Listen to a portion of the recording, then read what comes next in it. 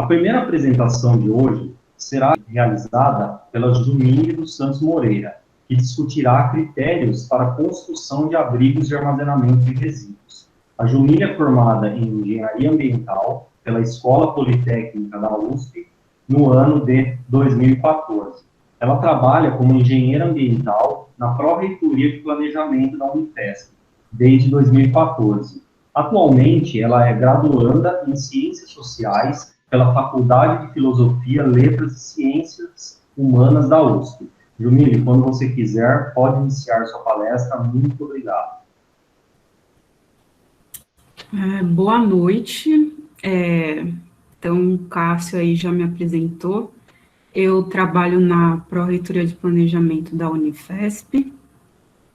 Essa Pró-Reitoria tem um setor que é da parte institucional, que trabalha com os projetos institucionais, como planos diretores institucionais, e uma parte que trabalha com a área de infraestrutura, que aí cuida de projetos e obras da universidade.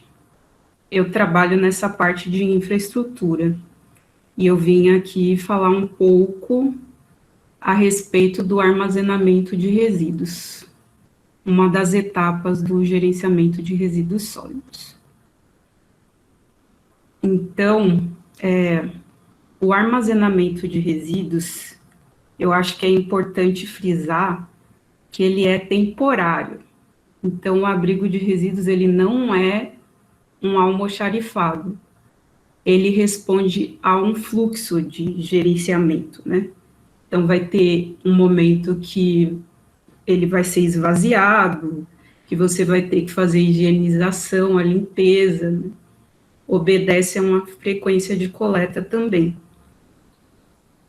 Outra coisa é que ele depende do sucesso das etapas anteriores, né? Que são essas etapas: segregação, acondicionamento, identificação e coleta interna.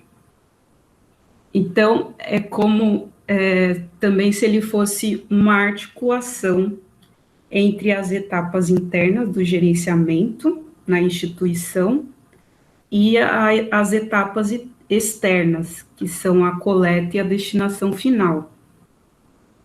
Acho que ao longo da apresentação isso vai ficando mais claro. Trago aqui algumas premissas básicas para você fazer o projeto do abrigo.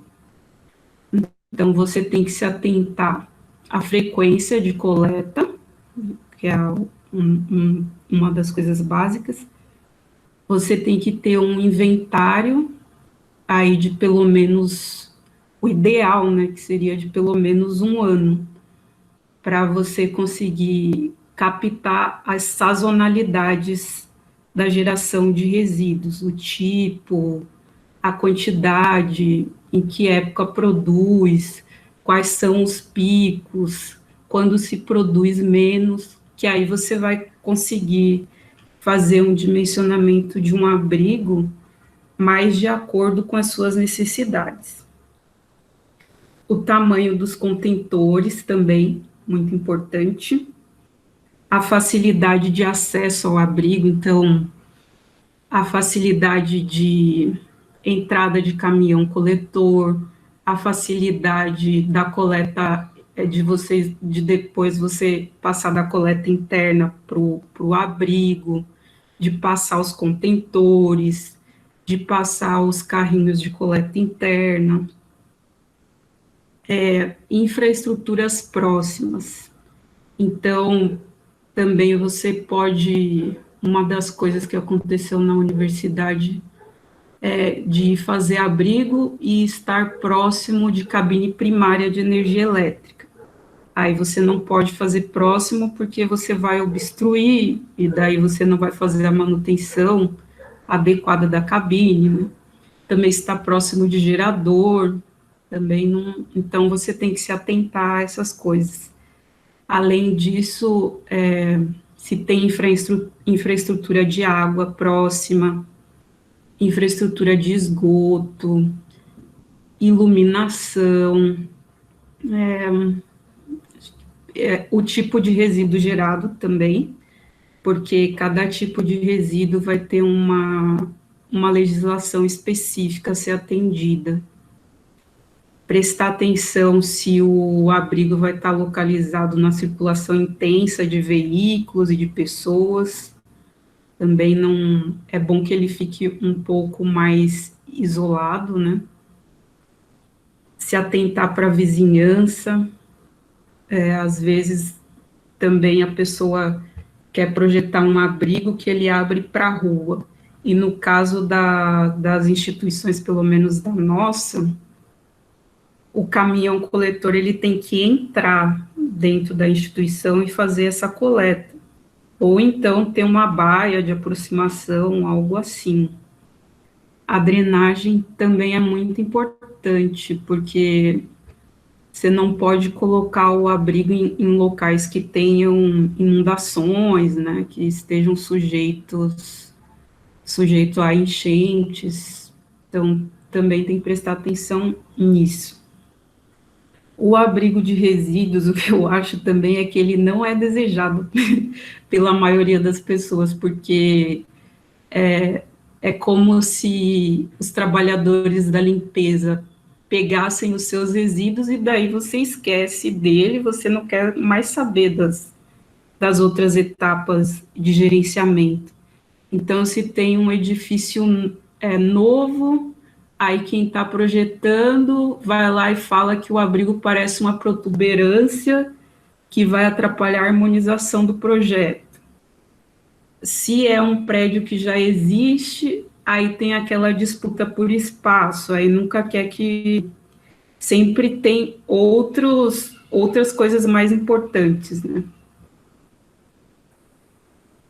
Então, aqui, como dimensionar o abrigo? Então, se você é um gerador de resíduos de serviços de saúde, você tem que obedecer a RDC 222 de 2018 da Anvisa, né? Se a Anvisa for te visitar, ela vai verificar isso daí. E também a CONAMA 358 de 2005. Se você é um grande gerador de resíduos comuns, só resíduos comuns, aí você tem que ver se a sua prefeitura, se ela tem alguma norma para a construção de abrigo. Pode estar na lei de uso e ocupação do solo, no Código de Obras, ou então a própria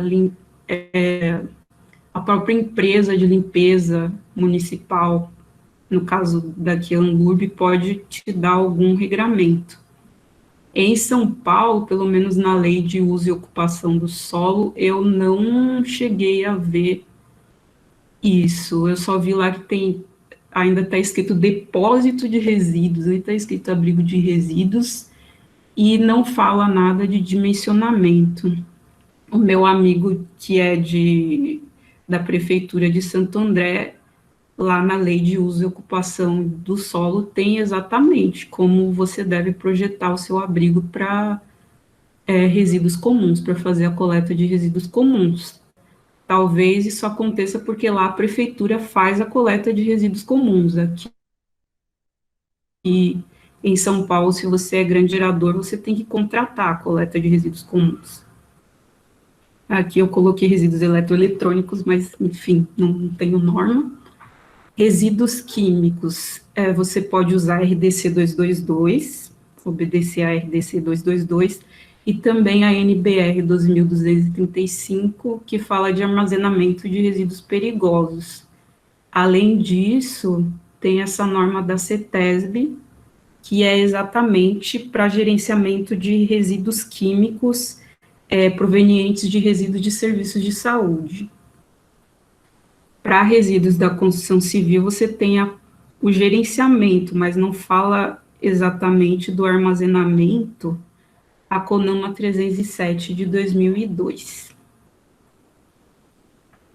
Então, para facilitar aqui a sistematização, eu fiz a organização a partir dos resíduos de serviço de saúde, porque essa norma consegue Os resíduos de serviço de saúde, na verdade, conseguem abarcar vários tipos de resíduos.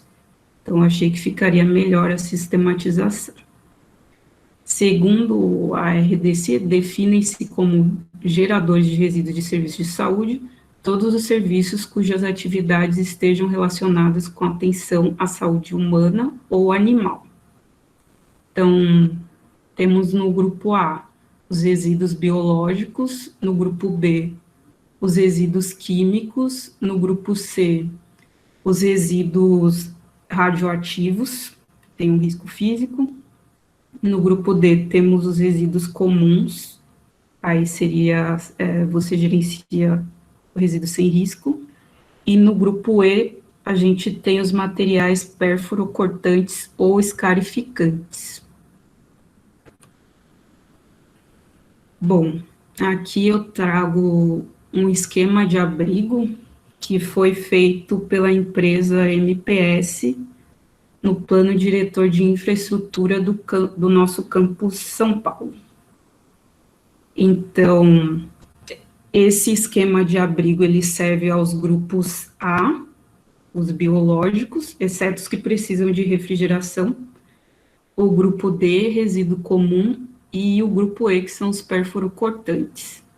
Então, a gente vê aqui que é um abrigo feito de alvenaria, com revestimento. Os revestimentos são pisos com piso impermeável e lavável, a canaleta para fazer a coleta dos líquidos, o piso com caimento de pelo menos 2% para direcionar os líquidos para essa canaleta, uma ligação com esgoto, ponto de água, tomada, aqui tem a iluminação artificial, a área de ventilação protegida contra a entrada de insetos e vetores, também a porta protegida contra a entrada de insetos e vetores, também aí a rampa de acesso para containers. Essa área mínima de ventilação, ela é 1/20 da área do piso, mas ela não pode ser menor que 0,20 metros quadrados. E também a norma diz que esse abrigo tem que ter pelo menos 4 metros quadrados e ele tem que suportar um dia sem coleta, caso falhe a coleta. Importante também ter uma área próxima para higienização e lavagem dos containers. Bom, a RDC, ela também diz que se você é um pequeno produtor de resíduos ou se você quer fazer um ponto de armazenamento interno para ajudar no gerenciamento, você pode usar o depósito de materiais de limpeza, o DML, né?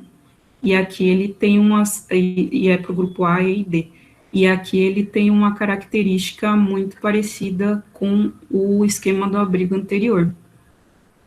Então, tem iluminação artificial, decaimento 2%, alimentação de água, só que aqui a norma diz que você tem que ter pelo menos 2 metros quadrados para colocar esses containers, os contentores. Também aqui é um esquema do Plano Diretor de Infraestrutura do Campus São Paulo.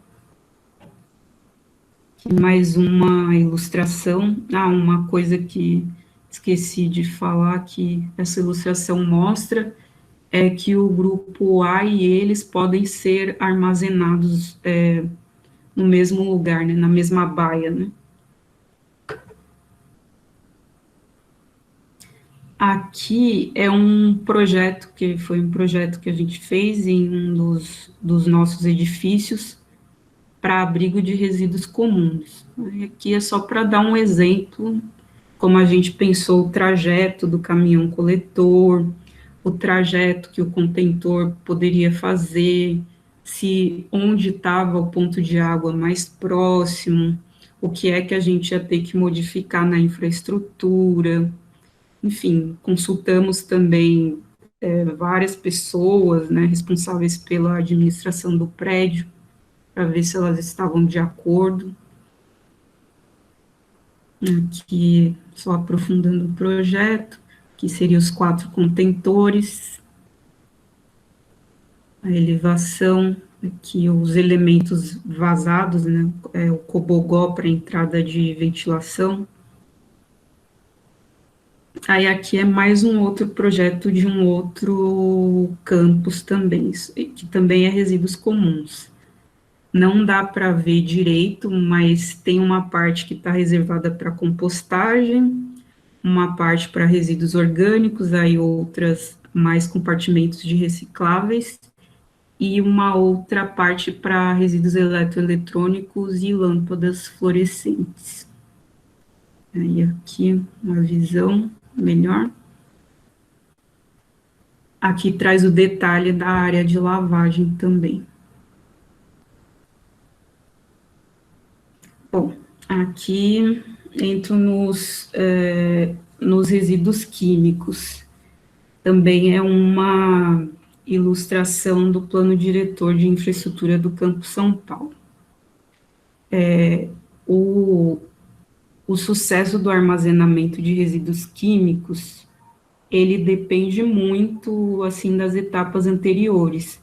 As etapas de segregação, né, que você vai dividir, segregação, classificação, que você vai dividir os resíduos químicos entre perigosos e não perigosos, porque se você misturar os perigosos com não perigosos, vira tudo perigoso, aí você vai ter, o seu abrigo pode não dar conta disso, o custo da coleta também vai ser maior, e você pode não saber exatamente o que é que você tem, né, nessa mistura.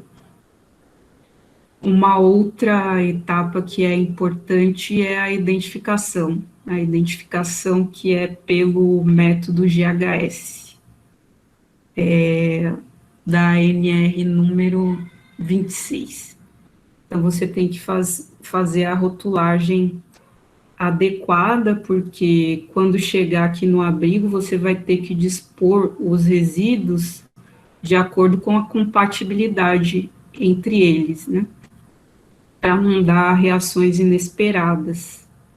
Além disso, a etapa de acondicionamento nas embalagens, com tampa rosqueável, também é muito importante, para não ter vazamentos e esse abrigo não se transformar numa fonte poluidora também. A gente está fazendo ele para que isso não aconteça, né? Mas ele depende dessas outras etapas. Uma outra coisa que esse abrigo precisa ele é um abrigo que precisa de operação, então ele precisa de um técnico responsável, geralmente um químico, para fazer essa operação de controlar a entrada e saída de materiais, fazer a inspeção da área, aplicar medidas de emergência quando tiver acidentes ou vazamentos, quando recipientes quebrarem, também para fazer um regulamento de acesso e utilização da área. Então, é importante que tenha um técnico responsável. E é importante também que ele esteja numa área preferencialmente fora do edifício, né? E num local um pouco mais isolado. A porta dele é com abertura para fora também. Quando você for armazenar os resíduos, é importante que eles sejam armazenados em bandejas, para caso haja algum vazamento. Aqui os equipamentos de proteção contra incêndio são muito importantes. Você ter um kit de emergência, se houver algum vazamento, aí você ter aqueles materiais absorventes. As prateleiras aqui são pintadas com tinta epóxi, tem as aberturas de ventilação, Mas tem que tomar cuidado com a incidência de luz dentro do abrigo também, para não causar possíveis reações indesejadas. O piso ele tem que estar com decaimento para essa grelha, que vai direcionar para um recipiente de contenção. Aqui uma pequena rampa que colocaram para garantir que o escoamento de produtos não vaze, né, para fora também. Nesse abrigo é importante que você tenha um chuveiro lava-óleos, mas no nosso caso, a gente está construindo uma instrução normativa de abrigos de resíduos na universidade, e a gente orienta que ele seja fora do abrigo, né, porque tem água e pode causar alguma reação que a gente não queira. Se você tiver ponto de energia elétrica dentro desse abrigo, ele tem que ser blindado. Uma outra coisa, as prateleiras também, a distância das prateleiras, porque eu já vi projeto que as prateleiras são muito baixas, né? Aí é difícil você fazer gerenciamento de resíduos químicos também de cócoras, né? Mais complicado. Deixa eu ver uma outra coisa que eu vi que, para você acessar o abrigo, você tem que subir escadas também, né? Então, prestar muita atenção a esse tipo de coisa, tomar muito cuidado com isso. Quem for, a equipe que for fazer o gerenciamento desses resíduos tem que estar muito bem capacitada, sabendo um pouquinho sobre rotulagem química, sobre compatibilidade química, o uso do EPI adequado, né? Acho que mais ou menos isso também. Assim, também já vi de projeto de abrigo estar um pouco próximo, por exemplo, de centrinho acadêmico, né? Acho que não é uma boa também. Então, tem que prestar atenção nessas coisas. Que vai para além da norma, né? Mas é isso. Aqui mais uma ilustração, piso convergente para canaleta. Um pouco das bombonas, como faz o acondicionamento. E aqui os rejeitos radioativos. Os rejeitos radioativos, eles obedecem a um plano de proteção radiológica que é de acordo com as normas da Comissão Nacional de Energia Nuclear. Então, você entrando no site, você tem as normas do grupo 3, 6 e 8, que elas vão falar de proteção radiológica e também da gerência de rejeitos radioativos. A RDC, ela permite que você, se você produz pouco rejeito radioativo, que você pode armazenar dentro do laboratório desde que a embalagem tenha uma blindagem de acordo com o nível de radiação. Os químicos também, a RDC permite que, se você produz pouco, você pode armazenar dentro do laboratório, aí tudo desde que você acondicione corretamente, que você identifique corretamente, aí você pode fazer. Mas depende desse plano, no caso dos rejeitos radioativos, o gerenciamento depende desse plano de proteção radiológica. E daí você vai esperar esse resíduo ter o decaimento, né, o tempo de decaimento adequado, e depois você vai reclassificá-lo aí como grupo A, como grupo B, ou como grupo D ou E.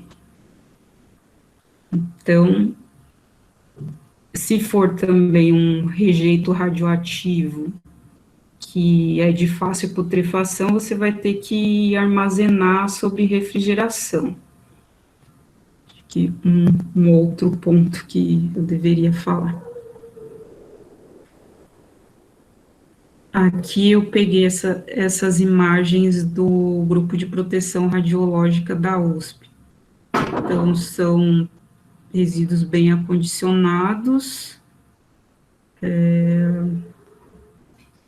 estão dentro de nichos, aqui os nichos pintados com tinta epóxi, provavelmente, está bem organizado.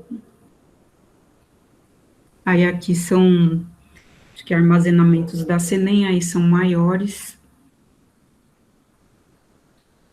saindo dos resíduos de serviços de saúde e entrando nos resíduos da construção civil.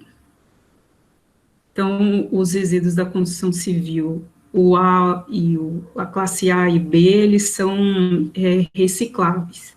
Na classe A são blocos, argamassa que você pode utilizar no próprio canteiro de obras, e no grupo B são plásticos, papel, etc. O grupo C são resíduos que ainda não são economicamente viáveis de fazer a reciclagem. Acho que eu já vi reciclagem de isopor, mas não sei se é economicamente viável ainda. E a classe D são os resíduos perigosos, aí você tem que tomar mais cuidado, tem que fazer o acondicionamento adequado, identificação adequada dele. Aqui entra o amianto, né? O amianto, ele é perigoso quando você quebra ele, que tem as partículas em suspensão, você inala, e daí é que ele faz mal. Aqui é uma imagem do plano de gerência. Na verdade, é uma imagem de um dos nossos planos de gerenciamento de resíduos da construção civil, de um outro projeto de edifício que a gente tem. Geralmente, quando você vai entregar um projeto para a prefeitura, ela vai te solicitar esse plano de gerenciamento de resíduos da construção civil para você ter o alvará de construção. Aí aqui são baias estacionárias. A gente pode dispensar o que está escrito aqui, eu só queria mostrar mesmo que é uma forma de armazenamento no canteiro de obras. Então, no canteiro de obras, o armazenamento, né, eu acho que ele conta demais para você ter para você até reduzir os custos da obra, né? Assim como um bom projeto e uma boa execução também vai reduzir a produção de resíduos, a geração de resíduos. Então, se você separar a classe A certinho e daí for reaproveitar na obra, acho que é importante, você vai ter um aproveitamento econômico também, além de ambiental, muito importante. Aqui são as caçambas, que são as mais comuns. Bom, aqui são tambores que aí você usa, por exemplo, quando você tem uma área contaminada, e daí você tem que gerenciar esse solo contaminado. Então, você vai novamente, como a gente já falou nos resíduos químicos, fazer aquela classificação entre perigoso e não perigoso, de acordo com a NBR 10.004, a BNT 10.004, e classificar esse solo entre perigoso e não perigoso. Se ele for perigoso, você tem que fazer o acondicionamento dele em tambores e fazer a destinação para um aterro de resíduos classe 1. As lâmpadas fluorescentes, que são resíduos perigosos, você pode acondicionar em caixas de papelão e mantê-las em sala seca e arejada até a coleta externa. Aqui um pouco das embalagens das lâmpadas, um pouco do acondicionamento delas. os resíduos eletroeletrônicos. Você pode separar eles em pequeno porte e em grande porte e acondicionar em caixas também, guardar em salas secas e arejadas. No nosso caso, vai para o Departamento de Tecnologia da Informação, tem a baixa patrimonial, daí se não servir mesmo, né, depois que você já consertou, já fez tudo que teria que fazer, você faz a destinação adequada. Os resíduos volumosos também é um pouco parecido com o anterior. Aí você armazena em salas secas e arejadas, que seria o almoxarifado, basicamente, que é o que eu vejo acontecendo.